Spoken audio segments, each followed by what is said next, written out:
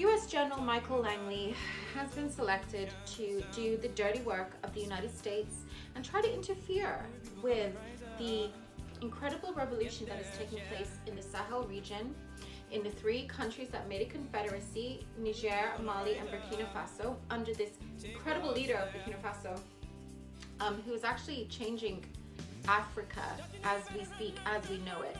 Just simply wanting Africa to be for Africans, for their gold, their uranium, their cobalt, their coffee, their cocoa, all of the amazing resources that Africa has. He's just simply like kicking out the colonizers and using the resources for his own people. That's literally what he's doing. I made 2 posts about this previous, if anybody doesn't know who Ibrahim Traore is. So that's all this man is doing. And of course, America just couldn't leave that alone, could they? No. Now we have seen publicly, even though, you know, my heart sank actually. I really hope this administration was not going to try to undermine Africa making progress for themselves, because as we know, without Africa there would be no first world, there would be no France, there would be no fucking smart cars. Guys, do your research. Cobalt comes from fucking Congo, where they have child slaves going down cobalt mines all day.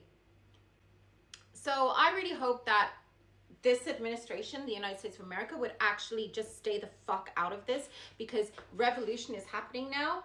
Okay, we have a confederacy of 3 countries, former colonies of France, who never really left France never fucking left. Let's just be, guys, when you think colonialism ended, but why is Africa still such a mess? Why they have so much problems? Colonialism never actually ended. There were financial constraints and very, very bad deals that in order for Africa to ever get out of colonialism, they had to sign these deals. The finances were strangled by, for example, the former French colonies, Burkina Faso, Mali, Niger. They had to go through France before they could sell any of their brilliant resources.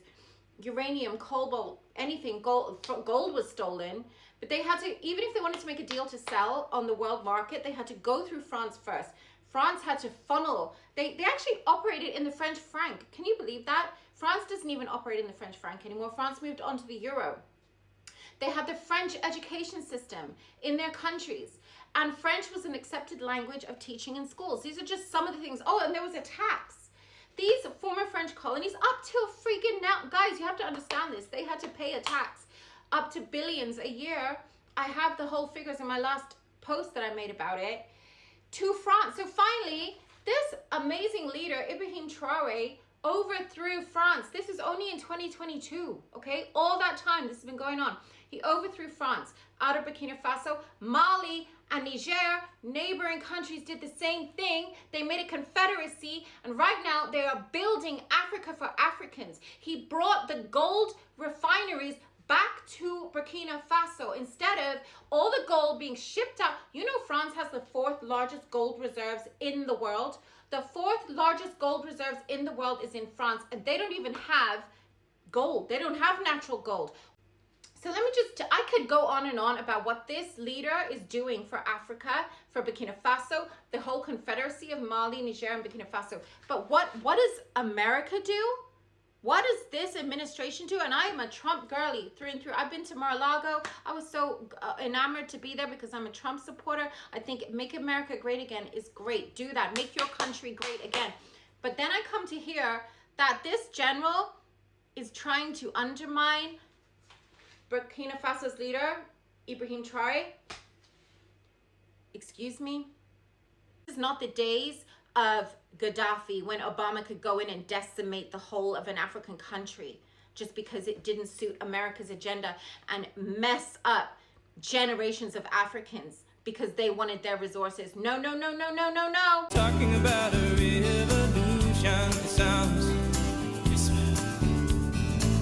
poor people gonna rise up and get their share. Poor people gonna rise up and take what's theirs. Don't you know you've